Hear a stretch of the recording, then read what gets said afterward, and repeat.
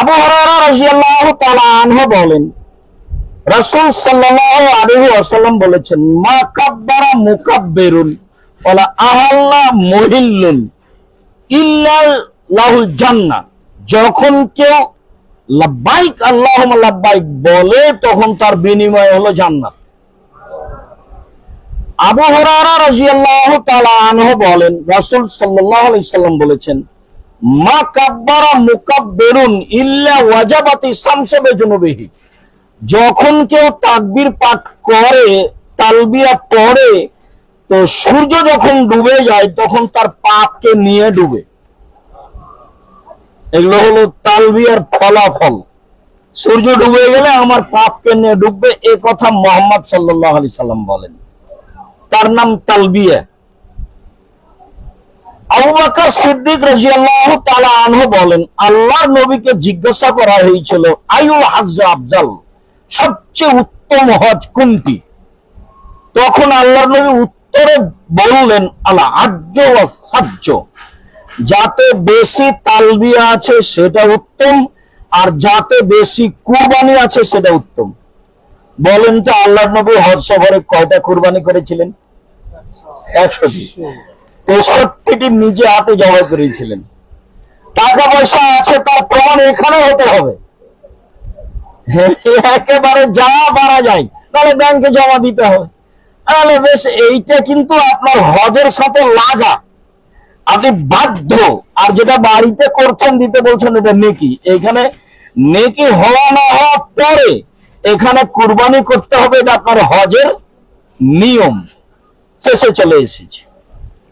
আবু হুরায়রা রাদিয়াল্লাহু তাআলা আনহু বলেন, রাসূল সাল্লাল্লাহু আলাইহি সাল্লাম বলেছেন, আত-তালবিয়া শিআরুল হজ্জ, লাব্বাইক হচ্ছে হজের প্রতীক, চিহ্ন।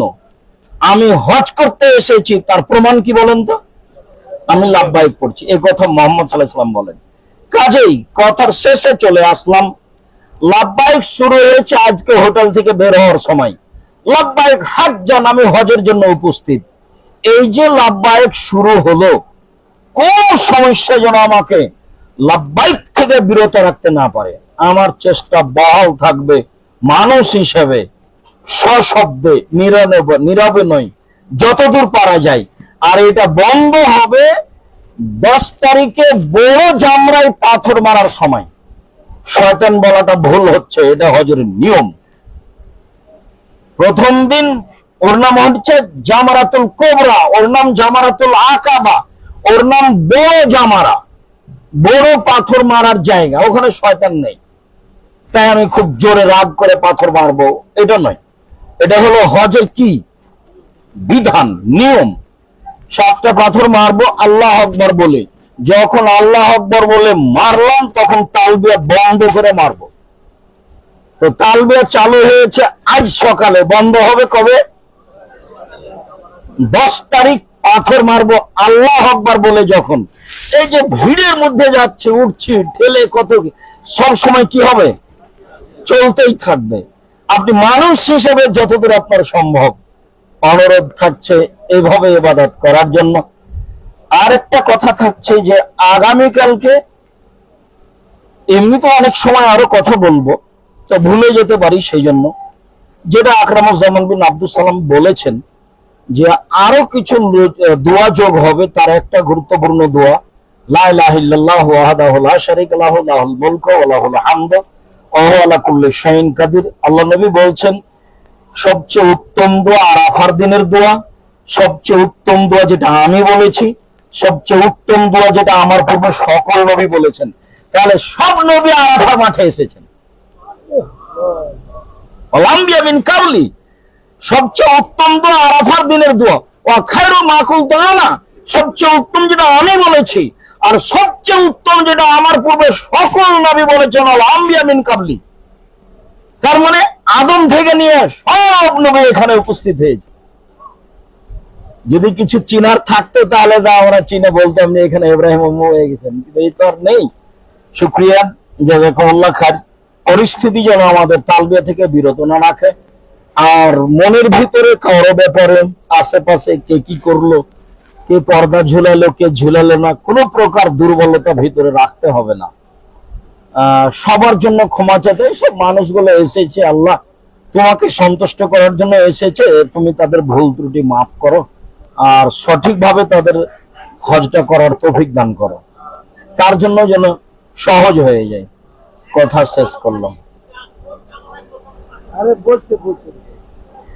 আচ্ছা, কথা শেষ করে দিয়েছিলাম। উনি বলছেন যে 11-12, জি 11 তারিখে 3টাতে মারতে হবে, প্রথম 2টাতে সরে গিয়ে হাত তুলে দোয়া করতে হবে। পুলিশ আপনাকে ঠেলে নিয়ে যাবে, যাক আপনি হাত তুলেই থাকবেন, আর একবারে দ্বিতীয় জামরা পর্যন্ত হাত তুলেই থাকবেন, ও ঠেলে নিয়ে যাক, তারপর হাত বন্ধ করে দ্বিতীয় জামরায় পাথর মারবেন ওই আল্লাহ আকবার বলেই। আর পাথর সামনের দিকে গিয়ে মারিয়েন, পিছন দিক থেকে না। আপনি আগিয়ে যান, শেষে দেখবেন ফাঁকা পাবেন। তো দ্বিতীয় জামরা তো পাথর মারার পরে সরে গিয়ে হাত তুলে দোয়া করবেন। আর তৃতীয় জামরায় পরের দিন হাত তুলে দোয়া করতে হবে না, 10 তারিখও করতে হবে না, 11 তারিখে করতে হবে না, 12 তারিখে করতে হবে না, 13 তারিখে করতে হবে না। কোনোদিনই বড় জামরায় হাত তুলে দোয়া করতে হবে না। প্রথমটা এবং দ্বিতীয়টাই, ছোট এবং মধ্যমটাই হাত তুলে দোয়া করবেন সরে গিয়ে। রাসূলের সুন্নাত অনুযায়ী পাথর মারতে চাইলে জামরায় উঠার সময় বাম দিক দিয়ে উঠতে হবে। রাসূল যখন পাথর মারিছিলেন তখন বামে ছিল কাবা আর ডানে ছিল মিনা। যদি আপনি রাসূলের মতো করে হুবহু পাথর মারেন তাহলে কোন দিকে উঠবেন বলেন তো দেখি? বাম দিক দিয়ে উঠবেন উঠার সময়। দুই দিকে মানুষ করছে, শাঁসা শাঁসা শব্দ করছে। আপনি যদি হুবহু রাসূলের মতো করে পাথর মারতে চান তাহলে বাম দিক দিয়ে উঠবেন। তখন আপনি যখন পাথরটা মারছেন তখন বাম হাতের দিকে কি হবে?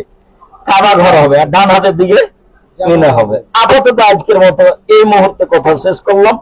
সুবহানাকাল্লাহুম্মা ওয়া বিহামদিকা আশহাদু আল্লা ইলাহা ইল্লা আনতা আস্তাগফিরুকা ওয়া আতুবু ইলাইক। আসসালামু আলাইকুম।